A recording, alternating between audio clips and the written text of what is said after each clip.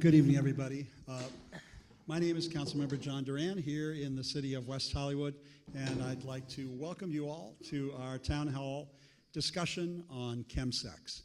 I think, first of all, I'm really happy to see so many people here, and that's really great. We are actually recording this session this evening so that we can rebroadcast it in the city over and over and over again to make sure that this message reaches as many people as possible.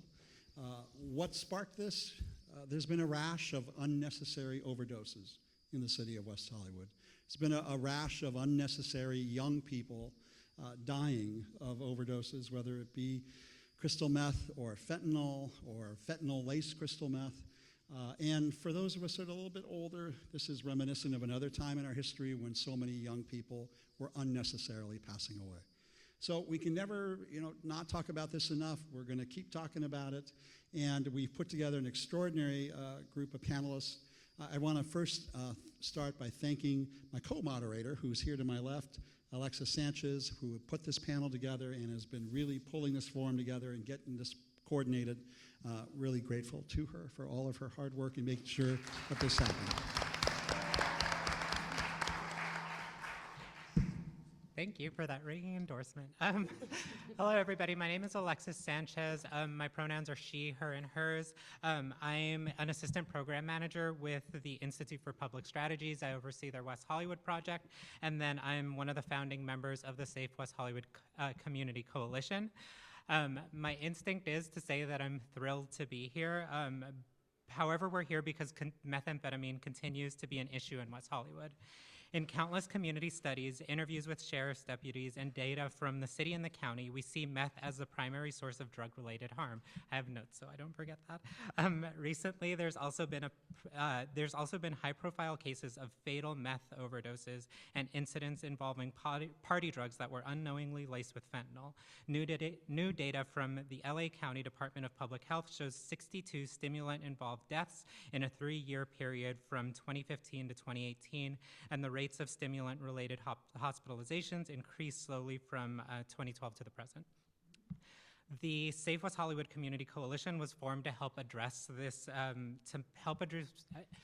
address meth use in West Hollywood, and part of our action plan was to host this Meth Town Hall. We really wanted to create an event where community could come, ask some questions, we could raise education, and just kind of talk about what meth looks like in our communities, what are some of the issues that people are seeing, and what can we do, what resources are available, and what can we do to move forward.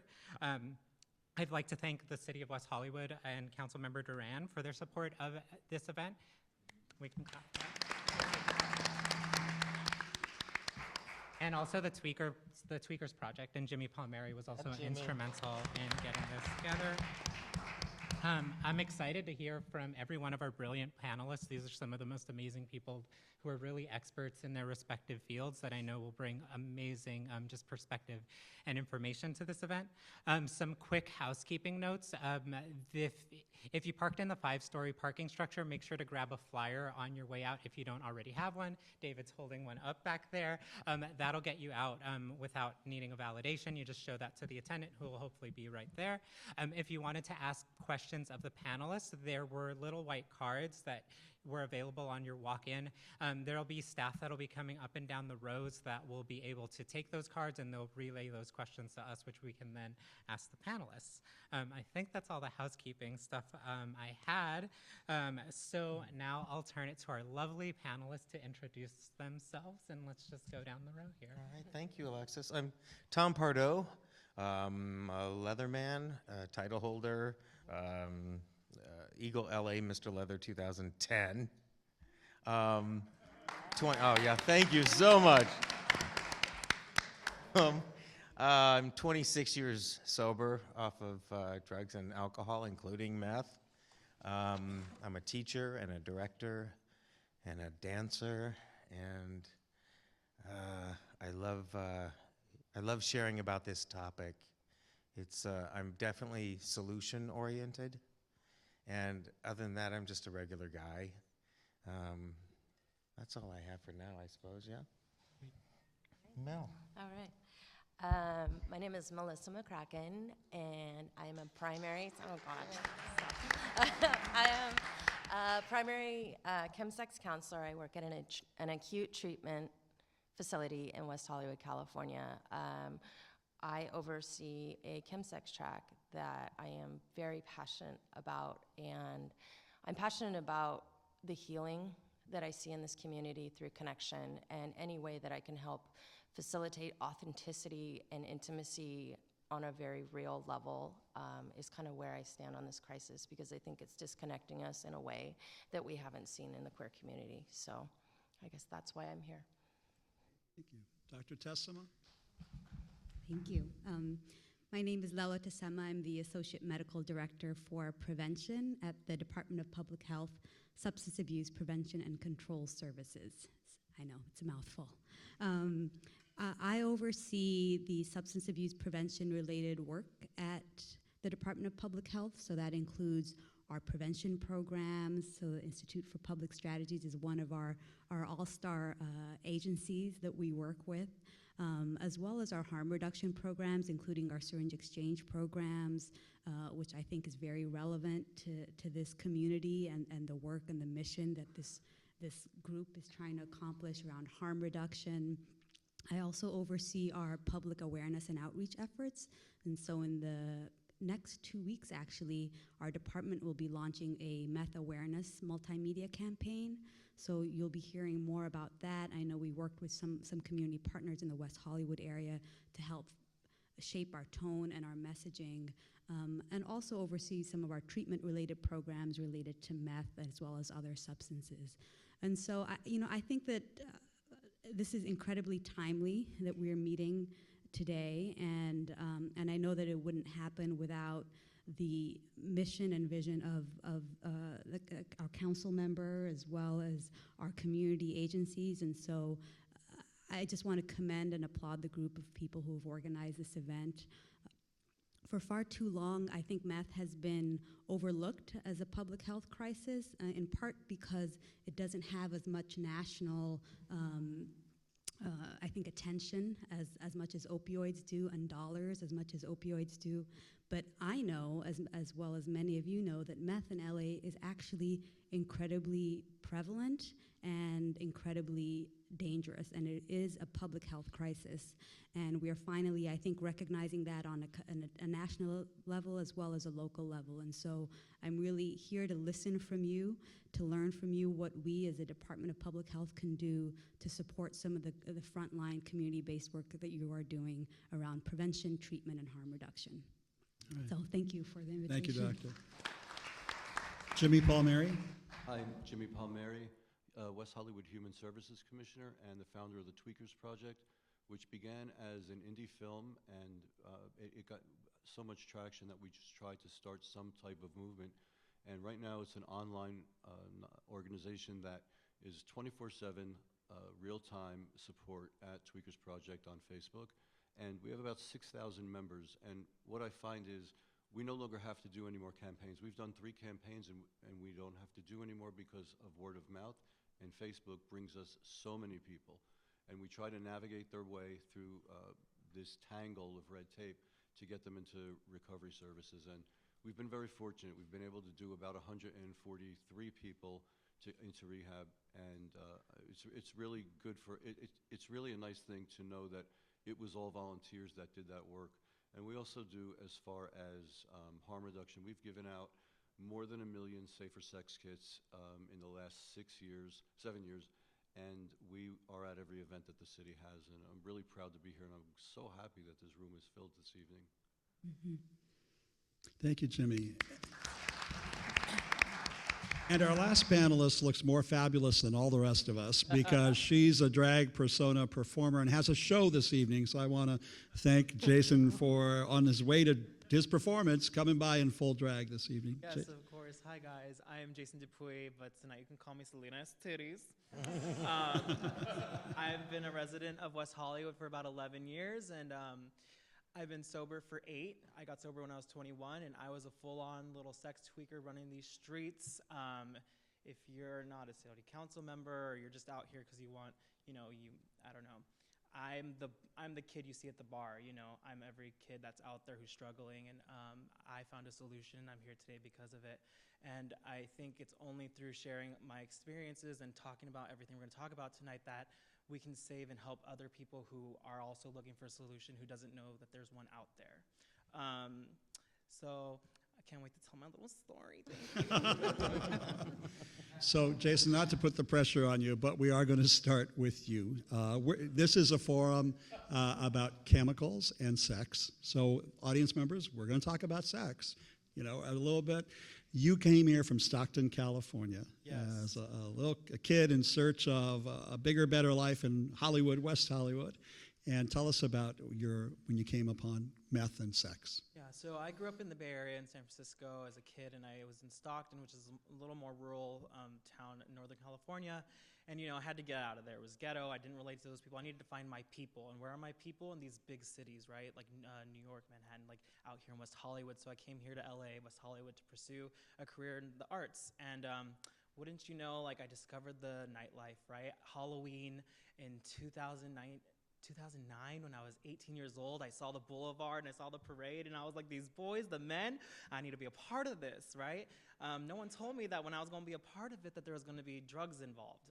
And I was so anti-drugs because I came from a city where there was a lot of drug use, and I saw how, like, you know, I had a lot of judgment about it. But out here, it's glamorous, right? Like, it's just the men, it's the sex, it's the fantasy of it all, and people do drugs here when they have sex, right? So I was introduced to that when I was maybe 19 years old, and up until I was 21, you know, I started doing crystal meth, coke, GHB, all the party drugs that come with having, you know, being a young, cute little gay boy in West Hollywood. I was chasing that. You know, my first experience with crystal meth, I was at a bathhouse. For those of you who don't know what a bathhouse is, it's kind of like it's like a sex club for gay men to go and like do whatever they want, and there's a lot of drugs that happen there. A lot of my drug use took place in a bathhouse called the Hollywood Spa, which is no longer in Hollywood anymore. There's one in North Hollywood, and they've shut down a lot of the bathhouses, I guess in West Hollywood. The only ones open are like the Zone, Flex, and the North Hollywood Spa, but there's still a lot of drug use happening there. I've gone sober and I've seen it, you know, happening, but that's where I started doing my meth use, and it was very connected with sex, and sex was connected with meth, and, you know, with that came like this secret life. Not only was it hard being a gay boy and discovering what sex was for myself, you know, no one taught me about the bees and the bees. It was the birds and the bees, right? So like I had to figure it out on my own, and my sex when I was younger was very secretive. It was very exciting. It was dangerous. And so when I came out here and I discovered meth, you know, that added to the secretive, the danger and the excitement, and like, oh, I'm doing something bad, and it's, you know, I'm used to that. So, you know, I was out here doing that, and I got so beaten down from the meth use that wasn't involved, you know, after the sex step. You know, I was homeless for a while. I found an apartment. I was living in this little bedroom, and I had bed bugs and fleas and cockroaches in a lazy boy recliner. Like my life was just, I was irresponsible, and I didn't know how to live life. And you know, to run away from that responsibility too, meth was there for me, and the sex was there as a thing to keep me preoccupied and not have to deal with life. It was very that. I didn't know there was a solution. I would see, I don't know if this Tweaker project that had like these little cards of like bunny rabbits going at it, and they looked like cracked out. No? Well, I saw that, and that was like my only reference for like any kind of solution. And even then, I didn't know what that was. It wasn't until a friend introduced me to the program of Alcoholics Anonymous, and you know, I found a 12-step program, and I got sober at the age of 21, and I've been sober ever since. And you know, I find it's you know, when I got sober, I had to learn how to have sex again, because I was used to this seedy, dangerous, like risky sex, and I had definitely had a learning curve in learning how to do it sober, which I think there comes a lot of shame, and people don't know how to do that without drugs. You know, I have a lot of friends who just can't stay sober. They keep going back to crystal meth because they don't know how to live life without it. They don't know how to have sex without it. But I think, you know, I'm a prime example that you can go to the orgies, honey. You can go to the bathhouse. You can do all this stuff sober. And I think it's only by talking about it like this that other people can hear it and they can like find hope. And recognize that they can do it for themselves too. That's basically my story. You know, I was a full-on sex tweaker, and I didn't have much to lose when I was using and drinking and doing all that. Like, I didn't have the job, the career, the boyfriend, the house, so I really fell really fast. And I got clean very young, and I saw that as an opportunity to make something of my life.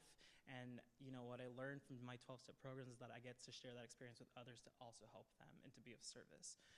So with my platform today as a drag queen in West Hollywood, out in the clubs, you know, I try to be that light for people and like show that there's hope and a solution, especially on my Instagram. I'm very transparent about that. That's basically what happened to me, but it's so relevant, especially with the apps today, you know, party and play. I watch my friends fall. They always go up because of the apps. You know, they want to have sex and they find someone doing crystal and then they end up doing it. And it's tragic because they can't stop. They don't know how to stop. They don't see a future where they can not have sex and not do drugs.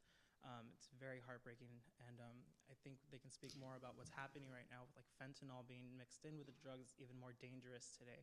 I've had so many friends die unexpectedly. They thought they were gonna go have a good time, get a little, you know, but they don't wake up in the morning.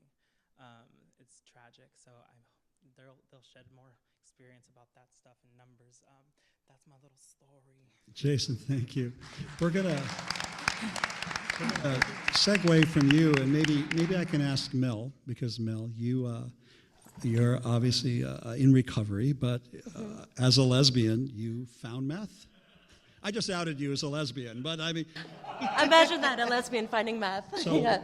was it the same sort of issues that Jason described in terms of sex and sexuality, hunt for sex, or was it different for you in your story? I mean, yes and no, right? I think it appeared differently, and I think my experience with that was definitely like intermingled with like the porn industry and things like that. But that was very short-lived in my experience. I mean, I'm the kind of user that goes straight to the tent under a freeway, about to lose both my arms. So like that's kind of like my progression. That period of time that you were talking about was like very short-lived. It was like this, oh, this is amazing, and then chasing, and then bottoming out at a very short period of time. So, but it's been a long time at the bottom, definitely. But I think that across the board, it's something that's infected the queer community, and I think it's about connection and the inability to really know how to connect with one another without a drug, without a higher power, right? Without this counterfeit connection that we're all seeking. But in my experience, I just wanted intimacy, right? I wanted to be close to someone, and the drug got me close to people really quickly. Yeah. I'm going to move to the leather boy next, Leatherman. Yes. So you've been sober a long time, and obviously you won a title in the leather community. True. And you did all that sober. So Correct. I think the leather community is known for bondage and S&M sex and kink and looking for the extremes. And it sounds like that is something that's available to you without drugs. Yes? That is correct, John. Tell us about Is it. there a question? No. That's. Tell us about it. I get where you're going. I think. I guess it's the reason I'm here. I think I am somebody that has successfully so far today been able to. You know, I hear this from a lot of tweakers who have gone through the revolving door many times, but they keep going out on sex. But really, they're going out for meth. But it's a sex meth experience. You know, and they talk about there's this thing that happens when I was using meth the first time particularly, is that I went from 0 to, 120 miles an hour into a heightened sexual experience that was leathery, kinky, fetishy, just way beyond my wildest dreams of what I thought I would ever potentially consider doing, ever. And I loved it. And then I just wanted to return to it, you know? But what they don't talk about is like when you go home and you come down after day 3 or 4, that you're like, I have so much shame around what I did, and I feel horrible about who I am, and everything's horrible around me, and I can't look at myself in the mirror, and I have to really block this out of my life so I can move forward, only to kind of repeat, rinse and repeat, rinse and repeat. That was my story. That's a lot of people's story. And what I've been successfully able to do so far is to first work the program or the 12 steps to the best of my ability with a sponsor and working with others and giving back and having a higher power of my understanding, and doing this for a long enough time so that I can now step in to more intimate questions for myself, like, what gets your dick hard? And be honest about it. Completely honest about it. And for women, because I called my friend Karen, who runs what's it called? I'll come up with it later. She runs this monthly event where it's about talking about sex. Super Tasty, that's what it is. It's online. And I said, what do women call this what makes your dick hard? And she goes, what makes me excited? And I said, well, that's a little tame, isn't it? Can you go a little, and she was like, wet? I said, okay. So I'll share that with this crowd because I didn't know, I want to be even.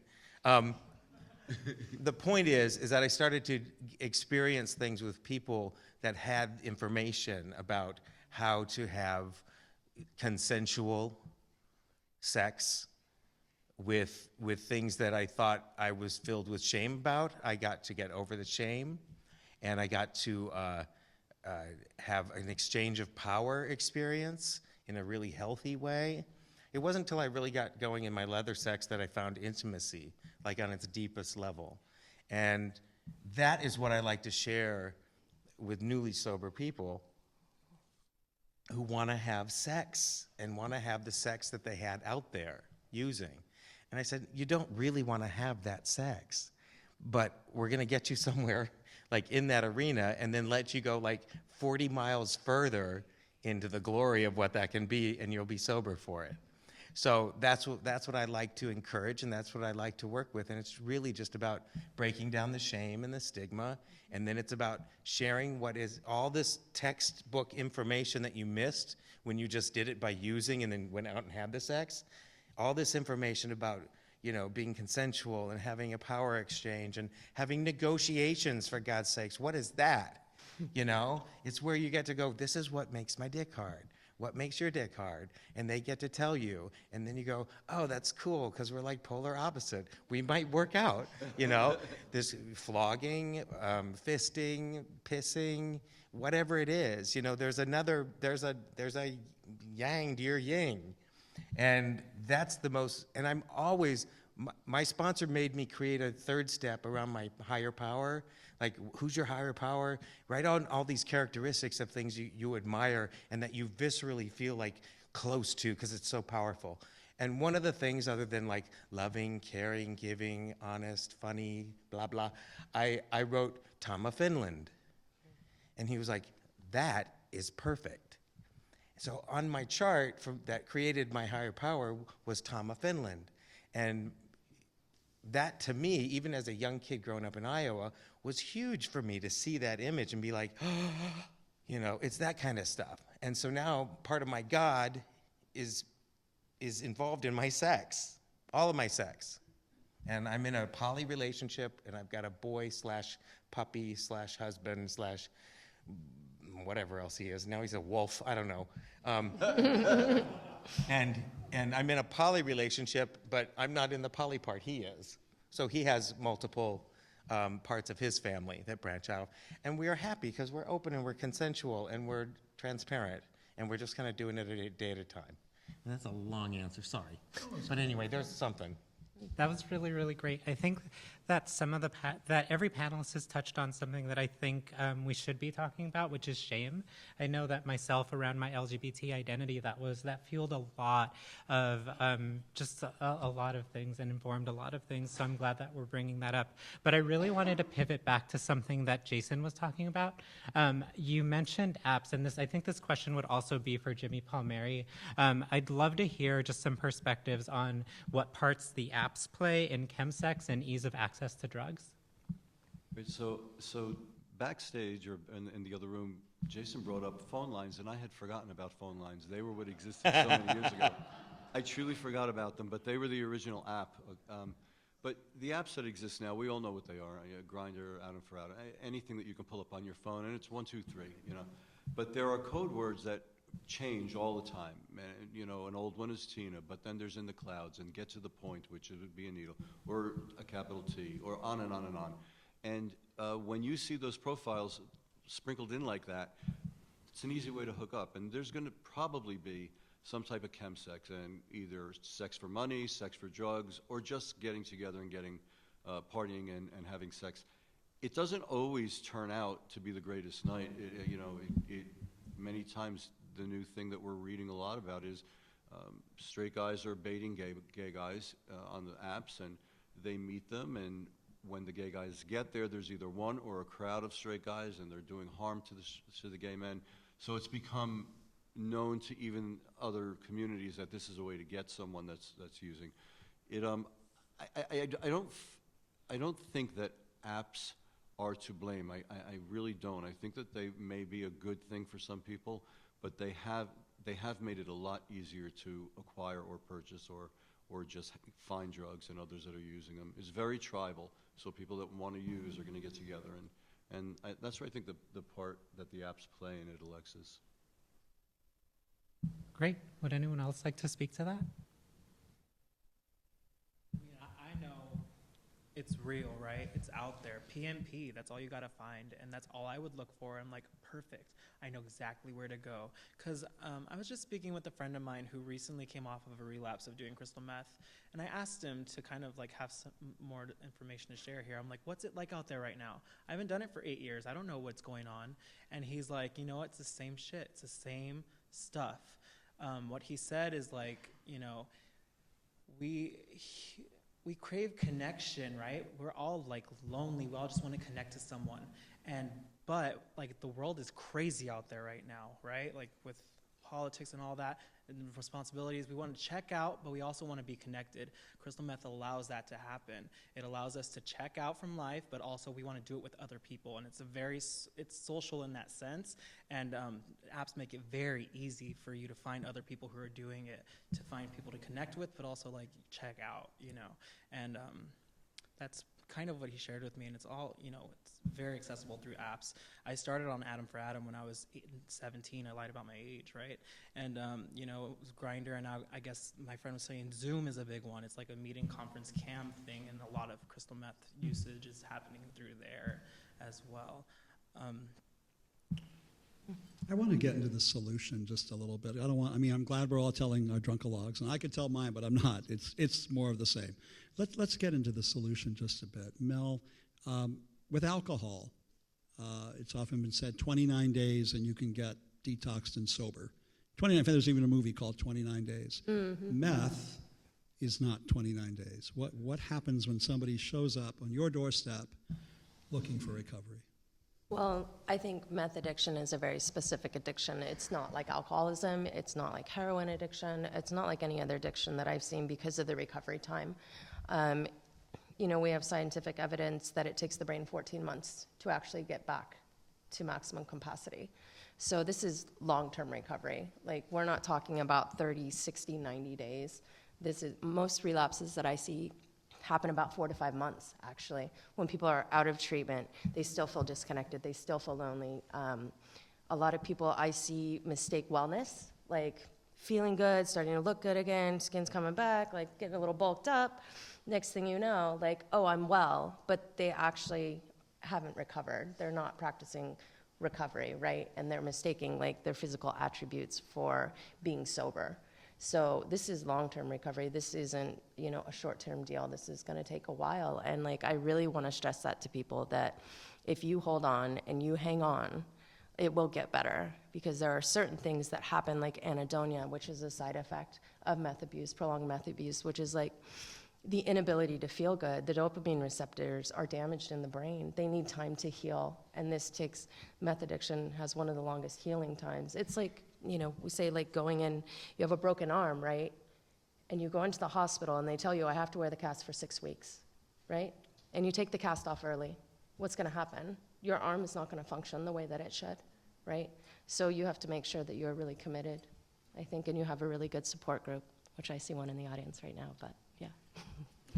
And if I may add to that, yeah, I think that's incredibly astute. Just to build off of that point that relapse is common. It's not only common, but it's expected process in recovery. Relapse is a given as part of the recovery journey. And I think that when people don't hear that, they see relapse as failure, and that just intensifies the stigma and the shame around addiction, and many people end up using more. And so I think the emphasis for us as providers, as community members, as family members, as caregivers, is to really understand that relapse is a common part of the process, and that when people do relapse, it doesn't necessarily mean that it's a personal failing, but it's part of the broader and longer journey of recovery. So I just wanted to just echo that point and stress that as well. Great, thank you. What are some of the interventions from the fields of health and mental health? I'm in public health, so this is what's like super fascinating to me. But what are some of the interventions that have worked, maybe from like a harm reduction standpoint or from a clinical standpoint? I mean, speak to the apps, I lock it down. Like anyone that comes through my office doors, like I lock it down. And it doesn't mean that people won't find a way. It means that it creates a pause for them maybe to think about it, to think about what am I going to use, or am I going to hook up? Like it just gives a little bit of space. I've found that intervention to be really effective at getting people from relapsing. So, and it's not forever. It's for a little while while you give yourself time to heal. So. Jimmy, you want to talk about fentanyl testing strips? So we now, several of West Hollywood's providers give away for free fentanyl testing strips, and what they are is just a little strip that has little dots on it. You mix some of your drug with it in water and dip it in, and it will, in like, I don't know, maybe a minute, it'll tell you whether there's fentanyl present, and hopefully you'll be wise enough not to use it, because we just don't know what the dose of fentanyl will kill. And unfortunately, we've seen a lot of overdoses and deaths in this city. There is some anti-opioid medications that could intervene with this, but someone around them has to have it. So I think with fentanyl in the game, this is yet a new crisis for us. Meth was bad enough, but now we have a new player, and this player plays dirty, and we just don't know when it's there, who puts it in there, how much you're supposed to, how much you will endure. So I think if anyone that's using these got the fentanyl strips and kept them around, I think that might save a few lives. It is a very proactive thing, and some people have said, well, aren't you supporting drug use if you use these things? And no, I think we're supporting life. The city is supporting folks staying alive and staying around, which we need everyone. And I think these strips are sort of a miracle happening for us.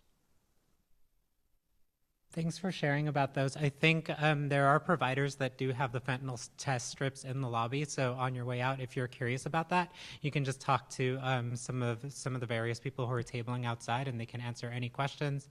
I think it's important to note that fentanyl test strips are really useful, but they don't test for all the analogs. So one of the things I'm always concerned about is just getting those false negatives.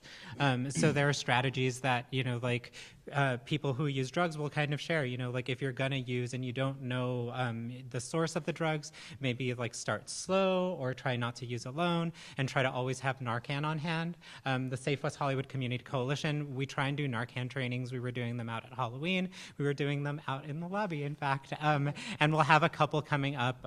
If you have any questions about that, you can catch that. We want to make sure that Narcan is really readily available. I think the Surgeon General said, he gave a statistic that 1 in 5 people will witness an overdose in their life, so it's just really important to carry it. You never know. You're more likely to need to administer Narcan in your lifetime than to have to give CPR for someone who's had a heart attack. So I think that's just really important. I think everyone should really carry that.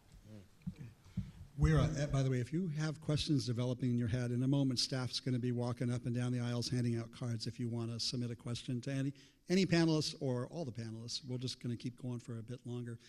Jason, you used the word glamour, and I know for a lot of people around drug use that there is a notion about the glamorization of drugs, like the idea of using a line of cocaine or a line of meth, that there's something glamorous about it, and yet at the end, it never looks so glamorous.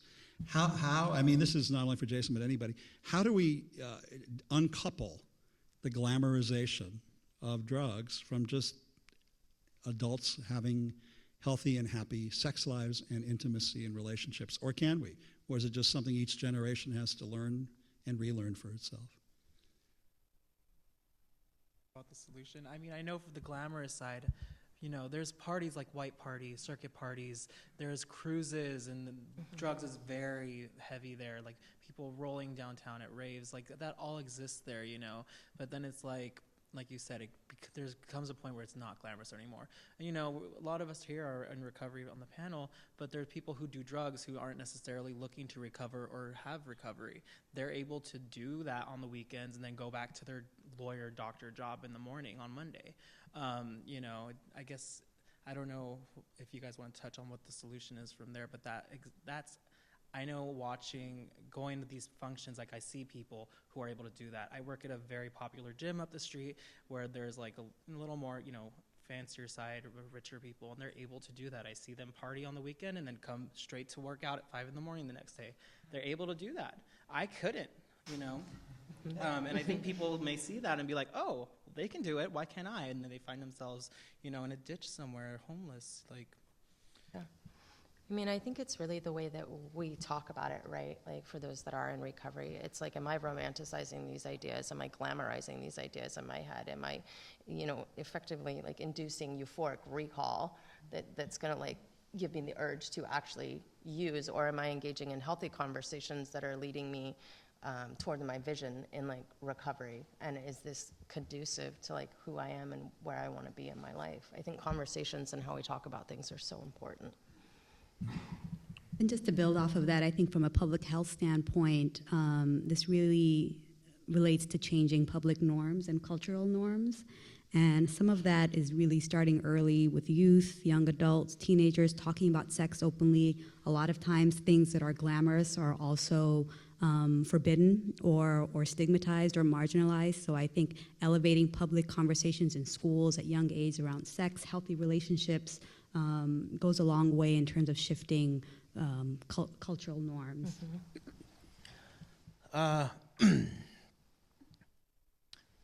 couple of years, almost 2 years ago, a friend, or not a friend at the moment, but a guy called me and said, hey, I know you're in the leather community. I know you're sober a long time. I want to start up this leather fetish kink meeting. Will you come to my house on this day and we can talk about it? So like 8 of us showed up and we had this conversation about starting this meeting for CMA called LFK, Leather Fetish Kink. And so it's been going now almost 2 years. And I think what I've seen is, I'm going to share that story I think that we talked about before, just because it's so true and it happens. We set up the room in a very specific way to be intimate.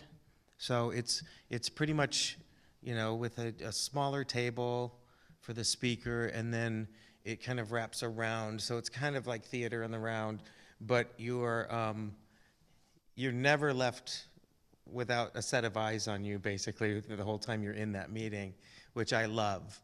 And then from there, we started to have moments where, you know, there are these younger, newer people that are in early recovery coming to this meeting, thinking they're there to just find somebody to hook up with. And then you get in the middle of the meeting, you know, you hear laughter, you hear a lot of kind of the explosion of shame in front of you, and you hear people that are will raise their hand and they'll say things like, I have never said this to anyone in my entire life. And then they talk about something really simple, to me simple, as like, I love to flog, you know, or, you know, I'm into piss play.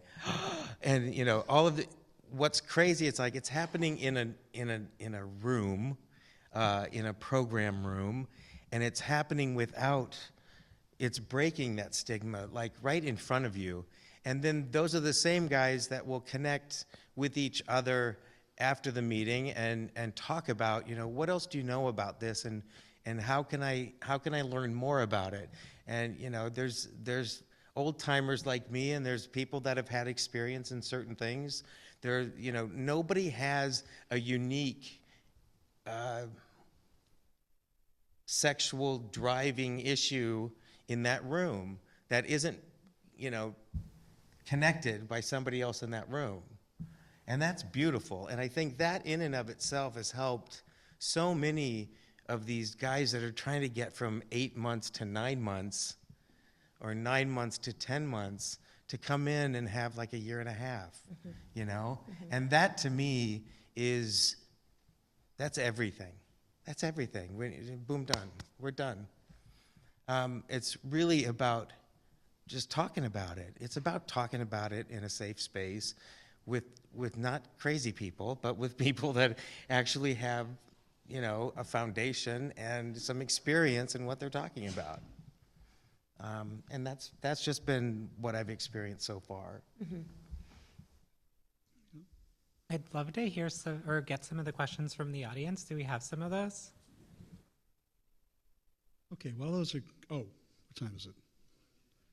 You can bring them up, and let me just ask one question while you're looking at the questions. So, one of the issues that's come up is when Tom and I and people of our age were young,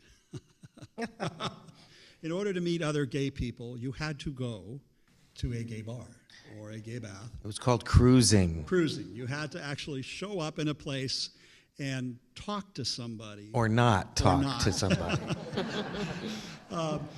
Today, it seems that so much socialization happens on these devices. You're on Grindr, John. Yes, exactly. On these devices that we all have in our hands. And it was ironic to me. I have a very good friend who's having an issue with meth now. He has over 100,000 followers on Instagram, and he posted, "I'm feeling so alone."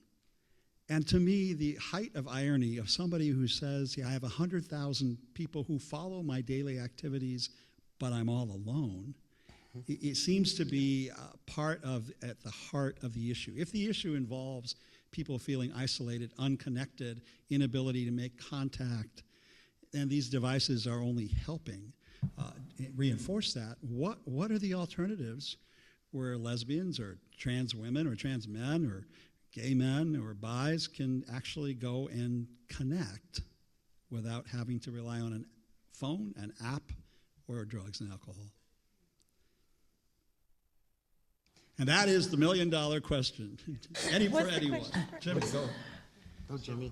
So I think what we've developed, John, is events like Boom or events like Sizzle. We have social events where folks can come. On New Year's Eve, we have 600 or 700 people in a room without alcohol. The city sponsors us, a few other sponsors, IPS. And it's so successful because all of a sudden, it's not just a meeting. It's a place where people can actually enjoy themselves, have a party, and let loose. And also it's a place where folks that may not have any friends or isolated can come and hand out soda and feel like they're part of the night. And I love that part of it. For Sizzle, it's a carnival of attraction, we call it, and it's a sober carnival at Pride, and it's the #1 destination now at Pride. It started out as a nightmare. We couldn't get anyone there, but all of a sudden it became this big thing. And I think when we offer more than just meetings and doctors, and not that there's anything wrong with that, or medicine or psychiatry, but we offer places where folks can go and hang out with their fellows and be sober, but yet still enjoy themselves. I think that's one of our best things that we do. That's Yeah, great. I mean, I couldn't agree more. Our former Surgeon General, Vivek Murthy, said that our nation is facing a crisis of loneliness and that we're in an epidemic of loneliness, and this has serious implications in terms of individual health, community health, and public health. And technology is a double-edged sword. In some ways, it can facilitate connection, but in many ways, it also erodes connection.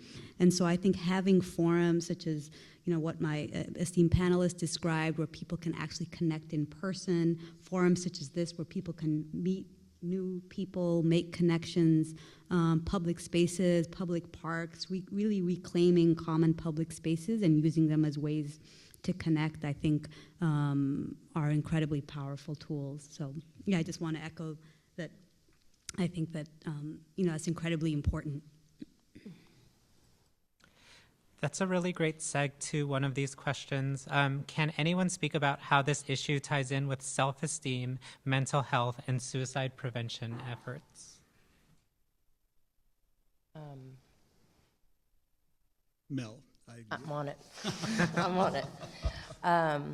Well, with the relapse recovery cycle, suicidal ideation is a very big problem on the come down. So I think it's really kind of like the bubble wrap of the community. If there is a relapse, like really inviting someone back into their recovery and not pushing them further away. Because that's when somebody needs other people the most. Esteemable things, like I need to do esteemable things to build self-esteem, and if I'm still participating in the same behaviors that led me to my last chemical relapse, well, my esteem isn't getting any better. It's not rising at all. Like I have to do things that align with my values, that are from integrity, from honesty, from those places in order to recover and to build esteem and confidence in myself. I think we lose like almost like self-intimacy in drug addiction, and I don't even know myself. So I am really reliant on a community to kind of like show me who I am, right? And it's like opening that up. But with meth, it kind of disables empathy, which is one of the tragic casualties. And giving yourself the space and the time to be able to actually connect in a real way with another person, that's difficult, but it's not impossible. And it's like keeping the pursuit of possibility in mind and keeping hope in mind that, okay, these people are telling me this, and like taking an outside influence and like really taking that to heart. That was a really cool explanation of, I will totally dumb this down, but I think I understand. No. In the leather community, it's exactly the same, oddly enough. I mean, everything is, the newbies come in and we teach them about self-respect, and we teach them about honor, and we teach them about history, and we teach them about knowing themselves, and loving themselves. So they get all that, even in this particular world, and that's all done in the same conversation where they're discussing, if they're going to play together, And I'm clearly painting a picture like it's like heaven or something, but it's not all perfect, isn't what I'm trying to say. It's not perfect, but it's having everything that you mentioned in a sexual conversation, applying the exact same kind of guidelines to it. And I think that's the best part about it. Great. I have another question here, and I'm just going to quote this person's question. I lead a campaign against meth. I'm finding it hard to get support from young men who don't see the danger in the drug. How can I get people to rally behind this issue?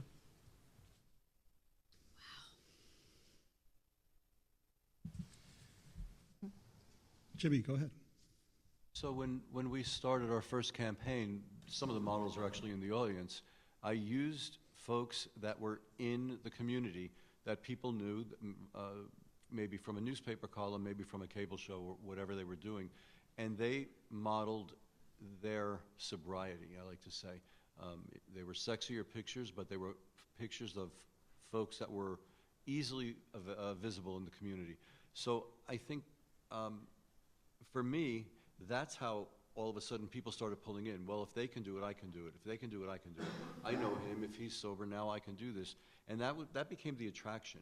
And we made little 2-minute video clips of sober folks that everybody knew in the audience. And posted them on Facebook. Well, hey, I know that guy. It's pretty cool. I'm going to do that too.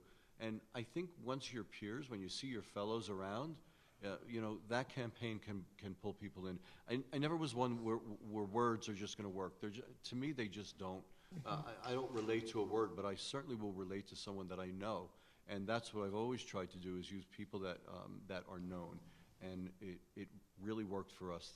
I mean, we've had a lot of success with it. Good. Sorry, just to add, you know, we wrestle with this question when we design media campaigns, which is, you know, how much do we want to be hard-hitting and employ scare tactics versus be hopeful? And I think what we're learning from a lot of the health communications research is that hopeful messaging is actually much more impactful than fear tactics and hard-hitting messaging. And so I think what we're trying to really adopt is tapping into people's motivations for not using drugs, as opposed to scaring them about what happens when they do use drugs. So why do people not use drugs? How do we leverage those strengths and those assets, people's relationships with their partners, their families, each other, their homes, their careers, things that keep people motivated to stay away from substances, and really try to highlight those as opposed to negative messaging. That's what we're trying to embrace, and it's definitely different from a lot of the kind of meth or just say no type of messaging around drugs and showing people with, you know, how their face is affected or their body's affected or you know, all of that kind of scare tactic messaging is definitely different, but I think that's what the research points to as being more impactful. Anybody else want to add to that? I'm just going to add my 2 cents here to take my moderator hat off for a second. So when I was out drinking and using, I had many people tell me, you need to stop. It's out of control. You're just unmanageable. And I would just brush them off. Like, you don't know what you're talking about? I'm perfectly fine. I can handle my drugs. I can handle my drinks. You're all crazy. I'm not. And it wasn't until, like all addicts and alcoholics, I hit bottom, whatever that means, that I was finally willing to come forward and say, I need help. And I think the most painful part of this work is that there is carnage always, because not everybody hits bottom. And some people, sadly, die before they hit bottom. And I think part of the challenge for those of us doing this work is to not see that as failure, that we lost somebody else this week, but to keep our eyes on those that are saying, I need help. What can I do now? And that's just the sad reality of being in the 12-step rooms now for 23 years, is watching the human carnage is so painful, and yet it doesn't deter, I think, any of us from doing the work anyway, because it's important. So just wanted to add that, and I'll put my moderator hat back on. Great. Did you have a question? Oh, thank you. Okay.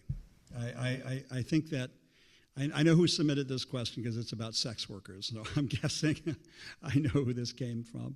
70% of WeHo-based sex workers report using hard drugs. 80% were expected to use hard drugs by their clients. 75% have been the victims of a crime. 85% reported feeling profiled by the police. How can we encourage reporting crimes by sex workers? And I think, and part of I think what's also implied in this question is there is a power dynamic that goes on when people feel they're expected to use drugs with somebody, whether it's as a sex worker or whether it's somebody younger and somebody older, or whether it's somebody with a group of people and everybody's doing it, so I'm expected to do it too. I mean, how do we, the ultimate question is how do we encourage crime reporting? And I think that's actually part of the question. But the other question is, what do we do with this power dynamics where people feel they are expected to participate in drug use because they're part of a group or with a partner that's also using? And maybe some of you can talk about it. I mean, Jason, I'm sure you've run across people, and I don't want to bring out your sex life, but, who are using and you're not. And Right, but no shame. But like, I do want to mention that like sex work is real work. Like, there's a lot of shame around that as well. And a lot of the boys in our community, women, trans women, trans men, strive and make a living out of that. I live with porn stars and masseuses, and I see they're normal, average human beings. They just happen to do that as their profession, and they've told me before that they, run into clients who are using, who want them to use, and there is that power play that's a part of it. I know like my personal friends who do this and have been doing it for a while, they say no, or they pretend to do it, and they like psych them out. Like it's, but I know for the most part, like if they're uncomfortable, they leave. But I'm sure there's people who aren't able to do that. That's my experience with it. Tom? I was a sex worker. I know. It seems funny to say now, but I was. But I was so loaded the whole time, I don't really recall having any conversations with any clients that were.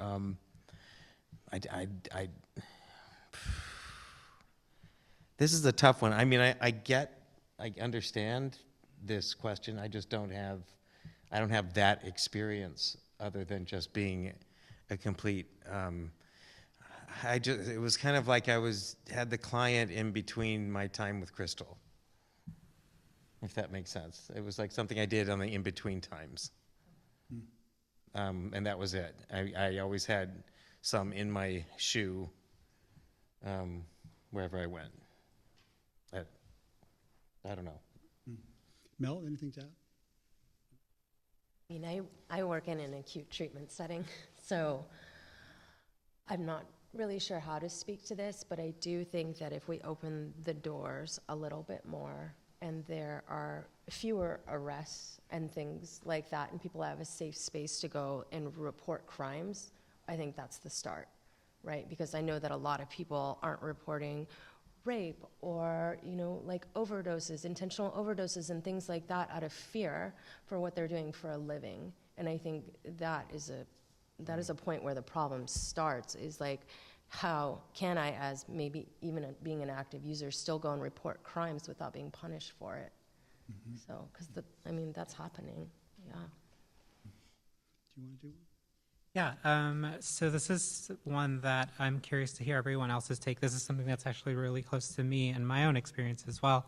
And quoting from the question, many of us in the queer community suffer from religious trauma and have an aversion to God and the God concept. 12-step programs emphasize spirituality and finding a higher power. This works for some, but not for others. I personally got a better understanding of my own addiction from the scientific side. The flip side is that the scientific side can be too clinical.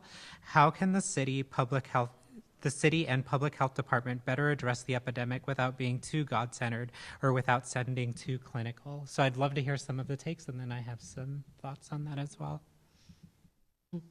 I can take a stab. First of all, I really appreciate that question. I think that, as a Department of Public Health, we try to stress that there are many ways that people can achieve recovery, that one treatment modality doesn't necessarily work for everyone. And so what we know, at least from the evidence or from the research, is that there are basically 3 types of treatment modalities for addiction. And I'm sorry if I'm sounding too clinical, but hopefully I'll answer the question. One is recovery support. So that's things like AA or NA. That works for some people. It doesn't work for everyone. And so it's not a blanket prescription for everyone. A second is individual counseling. So things like CBT or other type of counseling that really explore, underlying traumas or reasons for drug use and try to change behavior and relationship with drug use through intensive psychotherapy. That's a common and evidence-based intervention. And a third is group counseling. So those 3 types of treatment modalities are really what we have in our toolbox, so to speak, for treating addiction, including meth. One is not necessarily superior to the other. Some might work for some and not for others. And one isn't necessarily, and oftentimes people may need more than one to address their addiction. And so I think that, we have more work to do in terms of publicizing that. We know that many people who participate in AA may have strong feelings about using medication to treat addiction, particularly methadone or buprenorphine or Suboxone. And so there's work to be done in that sphere, anti-stigma for medication for addiction treatment. Of course, that applies less to meth. But again, recovery can look very different for different people, and one modality is not necessarily superior to the others. And we try to emphasize that through our public health messaging, but there's more work to be done in that sphere for sure. I hope that answers their question, and I'm curious to hear from others as well.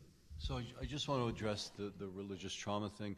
I've been in Al-Anon for 14 years, just enduring the shrapnel of loved ones' use, and I'm atheist, but yet I have a higher power, and the higher power for me, it happens to be that group. The energy from the folks there that are all getting themselves well allows me to be able to feel well. So I also believe that.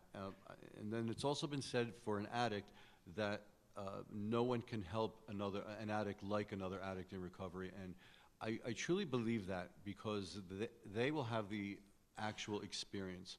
And I've seen folks come from the ground and up when someone extends their hand. But I don't believe that everyone is going to enjoy the 12-step rooms, but I do want to say God doesn't have to be the man on the throne with a scepter. It could be whatever's around you, and I think if people gave it a little bit of an opportunity, they might be able to enjoy that. I want to echo some of the things that Dr. Tessema just spoke on. I know my own experience when I was dealing with a substance use disorder and was in active addiction. I had to employ the full toolkit and just see really what worked for me, and that was a combination of therapy and support groups and engaging my whole support network, or what was left of it at that time, because I had burned a lot of bridges. But just looking and trying the whole scope of just different types of groups and different types of treatment modalities, and really finding what worked for me. And I think that's really important. That's a message that I love getting out there, because I know that 12-step groups don't work for everyone. They've saved a lot of lives and can be really useful, but they're not the only game in town. Great. This one is probably for the doctor and for Jimmy. Is fentanyl really that much of a problem with meth? My understanding is that it's more of a heroin problem. It doesn't seem like it would mix with meth. Yeah, thanks for that question. Certainly fentanyl contamination in street drugs, including meth, including benzodiazepines such as Xanax, prescription pills, is a huge alarming problem. Recent data from the medical examiner coroner, I keep sounding so boring and technical. I'm sorry. And this data hasn't been published yet, but you'll hear it soon.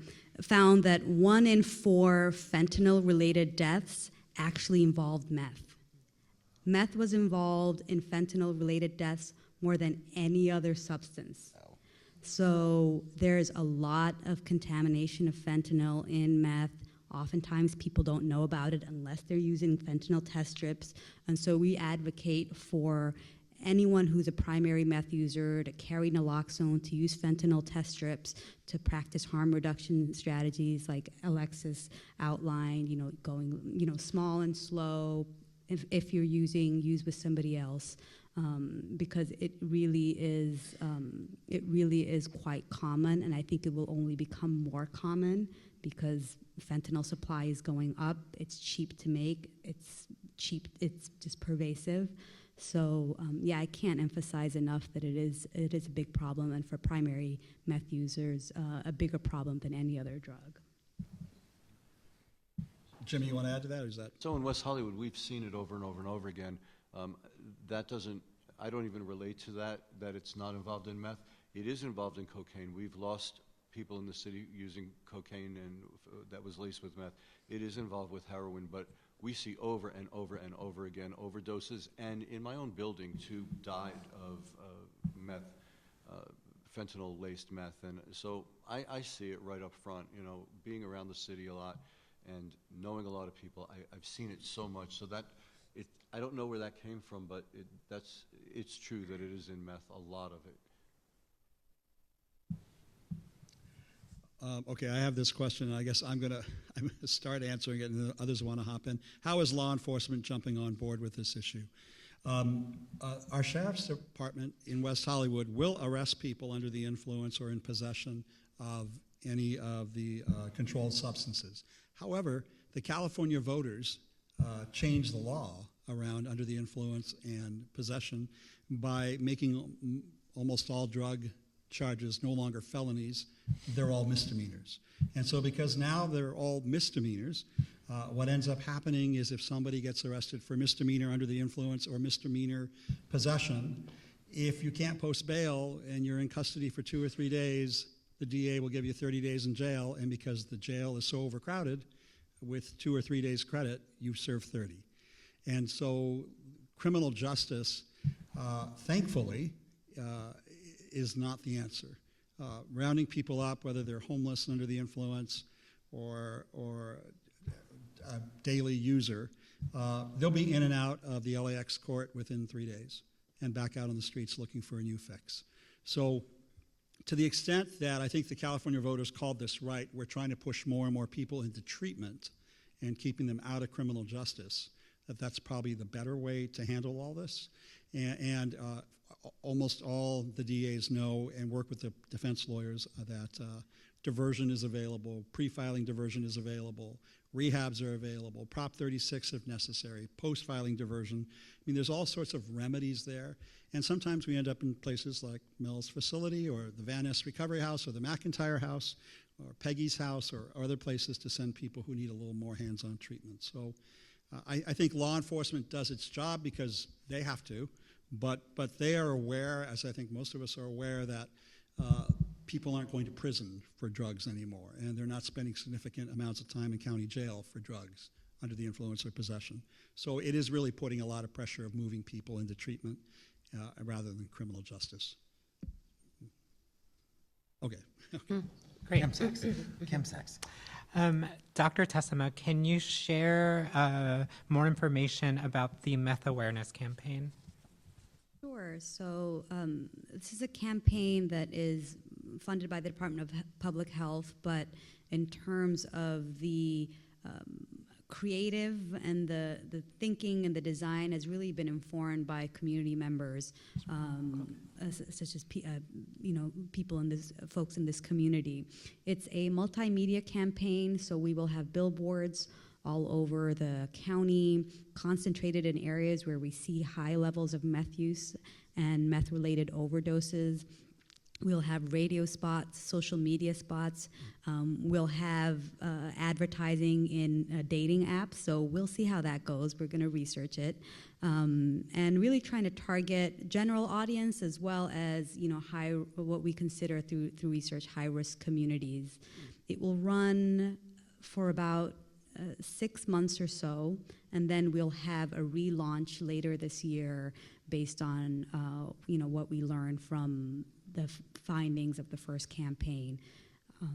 But in terms of the, just to build off of that, in terms of the messaging, we'll have both prevention-focused messaging, so really tapping into, hopeful messaging, tapping into people's motivations for not using drugs, as well as treatment-oriented messaging, really emphasizing that treatment for meth use disorder works and that recovery is possible.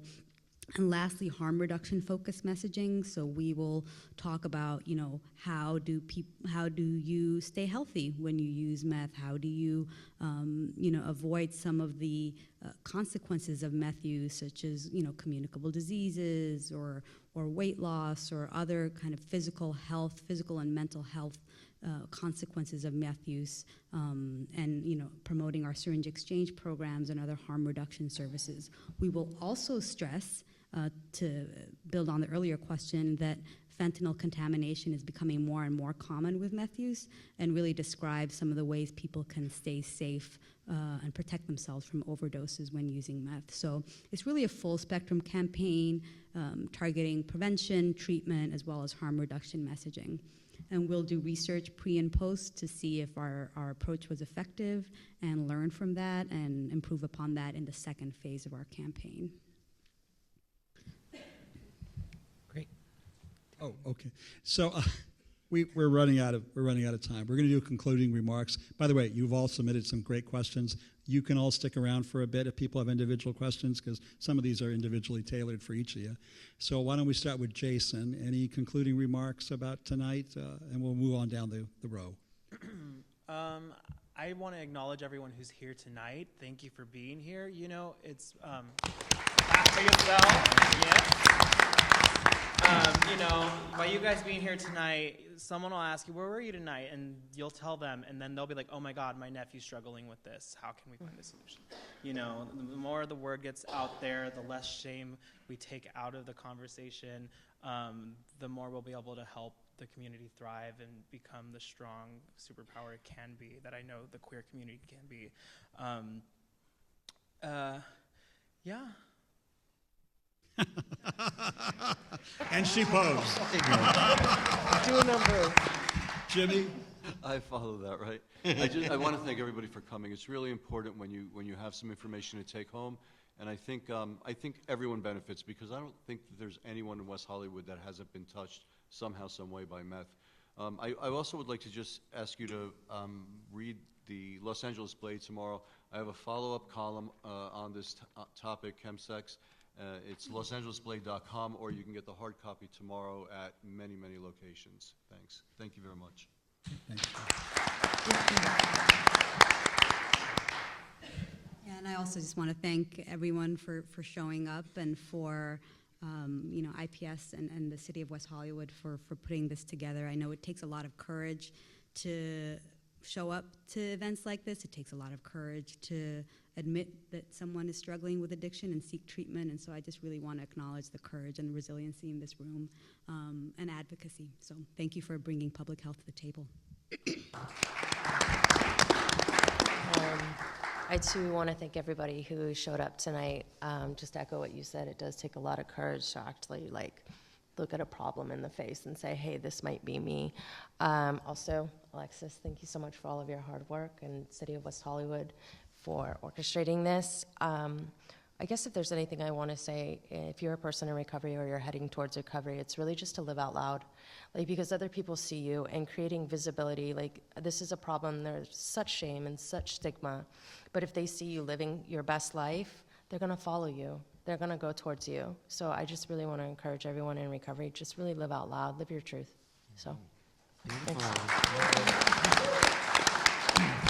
I too want to thank you for being here, and thank you too for setting this up in the City of West Hollywood. I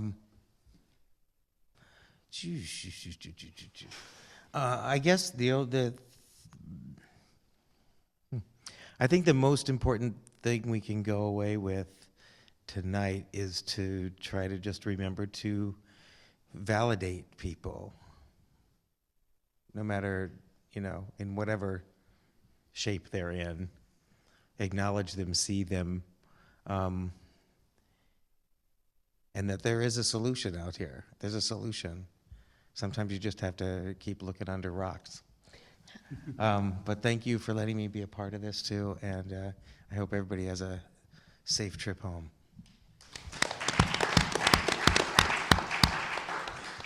I want to thank all our wonderful panelists. All of you just have such amazing stories and bring such wisdom to this panel, and it's made it a really, really great evening. And I want to take a moment to just highlight some great harm reduction just resources. You can go to the APLA Health or the LA LGBT Center to pick up fentanyl test kits, no questions asked, for free anytime. You just walk up and you can ask them and they will provide those. I know the center on Schrader, you just walk into the pharmacy and they've got signs there that say it. The Safe West Hollywood Community Coalition's doing Narcan trainings. We try and do Narcan trainings at every single one of our events and every single one of our meetings. So if you're interested in Narcan, we were doing them and you can probably grab some on the way out as well. Our next Safe West Hollywood Community Coalition meeting, we also have an email email sign-up sheet, so you can stay in the loop about any harm reduction-centered events that we're going to be having coming up. We're going to be doing a community Narcan training that's geared towards apartment managers, but also residents or anyone who lives in multi-unit housing, but it's also open to the general public, and that's kind of a larger format Narcan training that we do with End Overdose. It runs about 30 minutes, and I believe that's March 27th, so it's the last Wednesday in March. So if you have any questions about that, you can also catch me afterwards. Thank you so much for letting me be here tonight. And just, oh, Sorry, one more thing. I had one more plug to make. I'm really excited to announce that Being Alive has started doing a syringe exchange, syringe services program here in West Hollywood, and I had several notes to make sure I said that. So yeah, if you have any questions about that, I believe they have an outreach table, so you can ask them on your way out as well. Sorry. great. No problem. A few more thank yous. APLA has sent a reminder that they have a table out back where if you wanted to know where to get free fentanyl test strips. SWAP, the Sex Workers Outreach Program, has a table out back on sex work and all this. And I want to thank my council colleagues for helping sponsor this event, and David Juni, Corey Roskin, and Derek Murray, our human services staff, for pulling all this together. Thank you. And the last thing that I'd just like to say is if you're in love with somebody who's in the middle of meth addiction or alcoholism, hang in there. It's the hardest thing in the world to watch somebody you love struggle in addiction. But when they're ready, there's plenty of options available when they're finally ready to get sober. Thank you. Have a good night, everybody.